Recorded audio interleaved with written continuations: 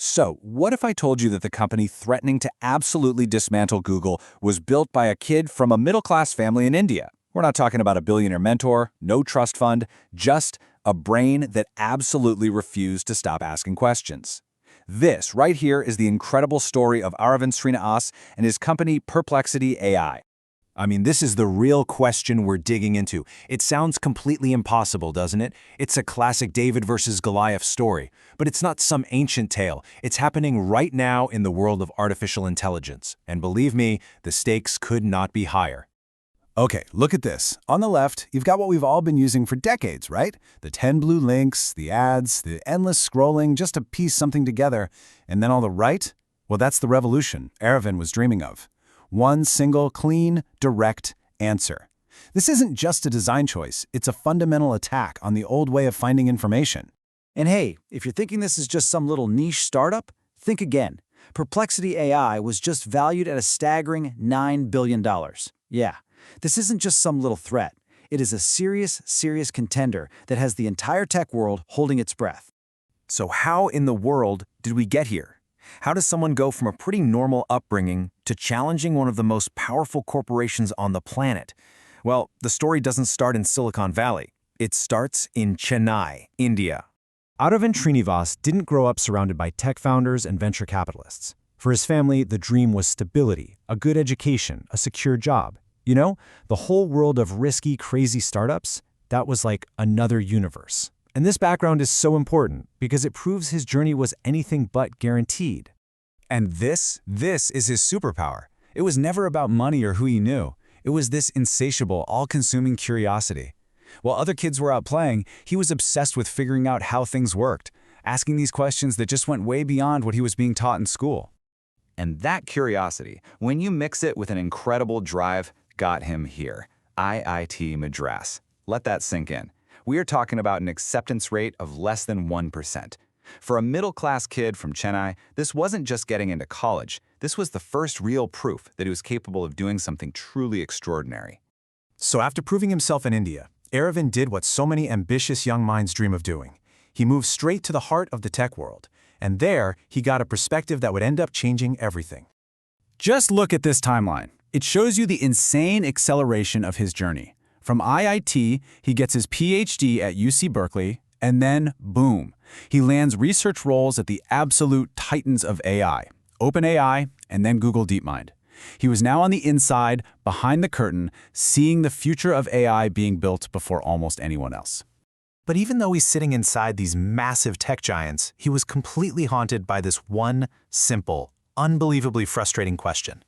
He's seeing the most advanced AI in human history get built, but every time he went online, he had the same clunky, annoying experience as the rest of us. Why couldn't the internet just give him an answer? And this is his key insight. It's brilliant. He realized there was this huge disconnect.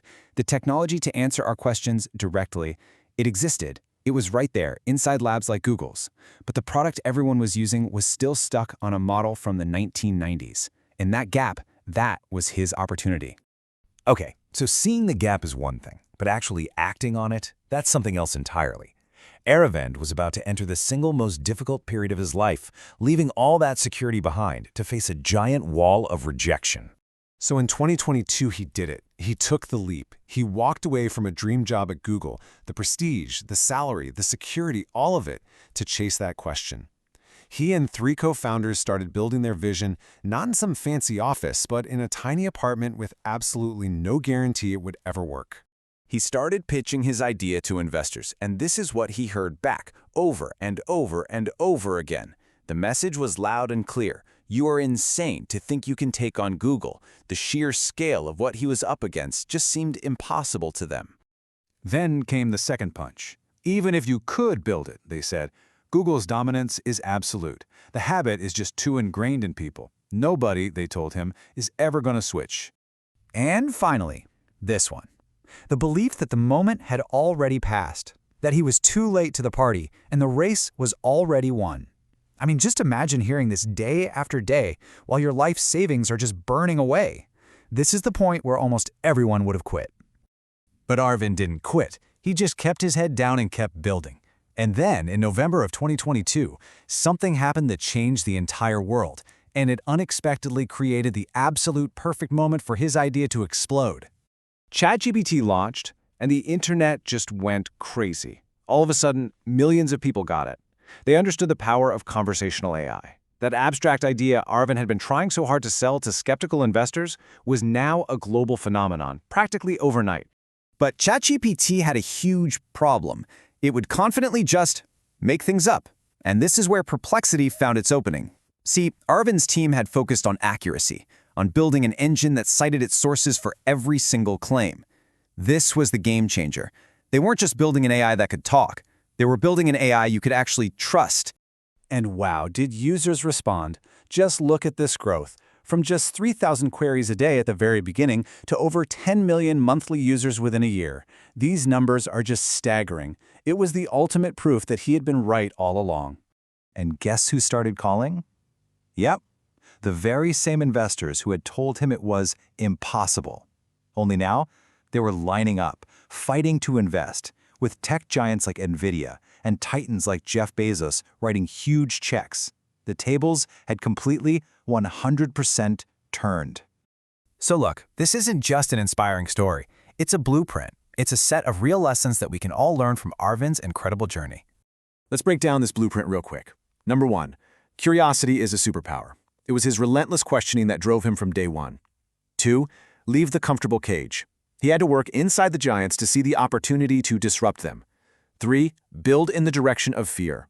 The fact that all the investors said no wasn't a stop sign, it was a signal that his idea was so big it was scary, and that means it was worth chasing. 4, be obsessively user-focused. He wasn't just building cool tech, he was solving a deep universal frustration. And finally, number 5, and this is a big one, middle class is not a limitation. He proved that pure drive and vision are way more powerful than any trust fund. And that brings us right here to the final and most important point. The next Perplexity, the next big thing, it's being built right now. Maybe it's in a dorm room, maybe in a tiny apartment somewhere. Aravind Srinivas didn't wait for permission. He didn't wait for the perfect moment, he just started. So the real question isn't just about his journey, it's about yours. The world doesn't need another person who just sat back and watched the revolution happen. What will you build